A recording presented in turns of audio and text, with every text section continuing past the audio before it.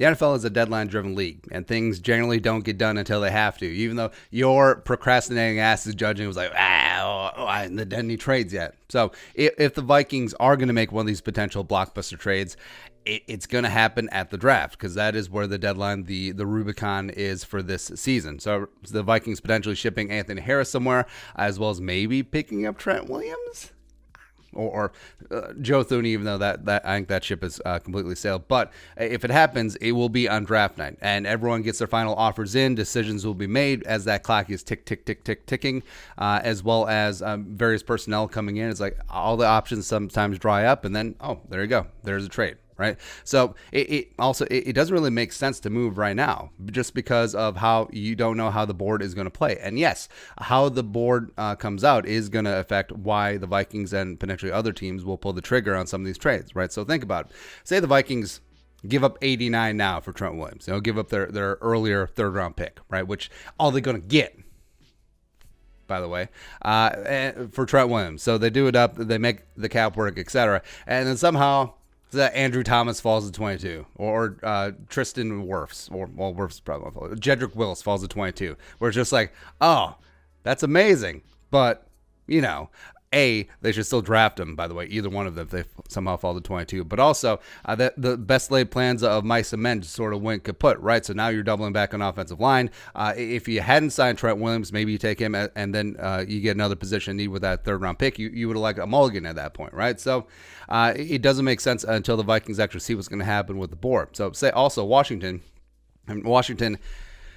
even though Bruce Allen is gone, Daniel Snyder's still there, and it's still incredibly stupid, right? They're going to try and hold out for the most that they can possibly get, which, again, they should, but sometimes they hold out through delusions of grandeur, and then they're like, and then they mess it up, right? What will facilitate the Williams trade is if teams do miss on one of the big five tackles, say, Thomas Becton, Wills, Wirfs, Jones, etc., and then they could circle back to Washington. Perhaps they've already had talks. You look at the Vikings, you look at the Browns, look at the Jets, etc., and then hit them with the second or the third or whatever it takes to get them done, probably just the third, because so teams whiff on a week one immediate starter at tackle, and then all of a sudden they go back to Trent Williams plan B. It does make a lot of sense. So say the Jets and the Browns and the Jets, there we go, nailed it, at 10 and 11 respectively, say they go a different direction or they don't get the specific tackle that they want at that stage, and then all of a sudden they could pick up the phone, hey, Washington, what is up? And then the Trent Williams deal could come back up. Also could work the same thing with the Vikings at 22-25,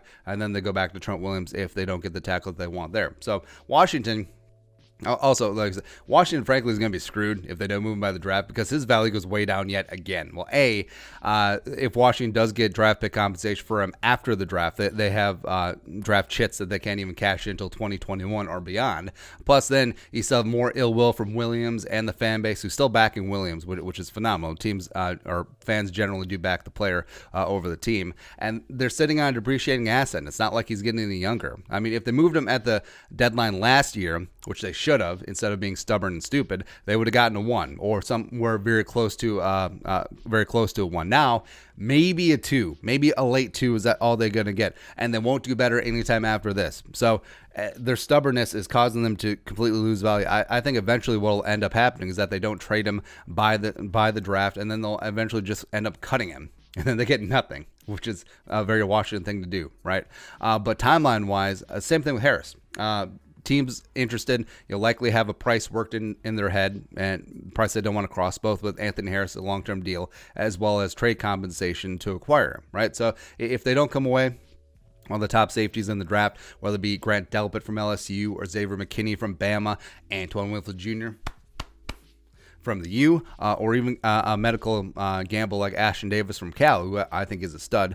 Maybe they balk, or if they land one of those guys, maybe they balk on the Anthony Harris trade. It'd make a lot of sense, right? But if they can't grab one of them, perhaps they circle back and then they make the deal for Anthony Harris. Or here's what I'm actually thinking. I think teams know that the Vikings aren't going to extend Anthony Harris long term, and they're not going to play him on the franchise tag in 2020, because I mean those reports leaking out, clearly Anthony Harris' side trying to get a little bit of leverage, because the leverage the Vikings had was keeping Anthony Harris. That's always the leverage that you have in a negotiation. It's like, I'll just walk away from the table. So teams now that were potentially interested in trading for Anthony Harris, maybe just like, okay, We'll see how the draft goes. It'd be great if we can get one of the top 4 safeties. Awesome. And if not, we're just going to call your bluff because you're not going to extend them. You're not going to play him on the tag this year. We'll just wait till you rescind those tags, and we'll just go from there. And we'll sign him without having to give up a draft pick for your ass, right? And for the Vikings, if they can't do better than the ballpark 2021 third-round compensatory pick that they would get for Anthony Harris signing somewhere else in open free agency, maybe that is the best course. So I think teams potentially could be waiting that out as opposed to just, here's our offer, let's go. We're going to give Anthony Harris big money as well. So, yeah. But a lot of things will happen fast during the draft. Like I said, a lot of these teams do have offers on the table or in their back pocket. There's lots of contingency plans for if the board falls funny, because the board always falls funny, right? So all these plans will come more clear once the draft starts next Thursday. It is next Thursday, right? I don't know what day it is, but that's the reason why the Vikings haven't moved on any of these blockbuster trades. And frankly, it's why a lot of these blockbuster trades haven't even gone down yet around the league, because everyone's just waiting for the draft. So there it is. But your thoughts? Let us know in the comment section below. Subscribe for daily Vikings takes. If you want to support the work, pull us on the Venmo. Plus give us a follow on social media as well. But till next time, Skol, production value.